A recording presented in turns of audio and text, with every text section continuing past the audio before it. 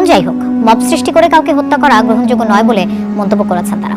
শত শত বিক্ষুব্ধ মানুষ ভাঙচুর চালিয়ে দরবারে আগুন ধরিয়ে দেয় তারা। মারধর করা হয় কথিত পীর শামীম রেজাকে। তবে নিহতের বড় ভাই ফজলুর রহমান জানান, ওই দরবার শরীফে কোনো অনৈতিক কাজ হতো না। ভাই হত্যার সুষ্ঠু বিচার দাবি করেন তিনি। अभी बताता है भाई, अभी बताता है। अभी तूने गाड़ी में उंगली किया ना, अभी बताता है।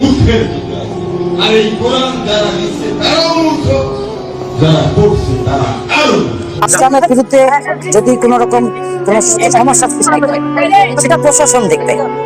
নিজে হাতে আইন তুলে নেওয়া কারোরই অধিকার নাই। বাংলাদেশে আইন আছে, যে ঘটনা ঘটছে আইনগত ব্যবস্থা নেবে প্রশাসন। 23 সালের এই ভিডিও হওয়ার পর নাকি উনি অ্যারেস্ট হয়েছে। তো ওই ভিডিওটাকে আবার কিছু মানুষ এটাকে সোশ্যাল মিডিয়াতে আবার নতুন করে প্রচার করেছে।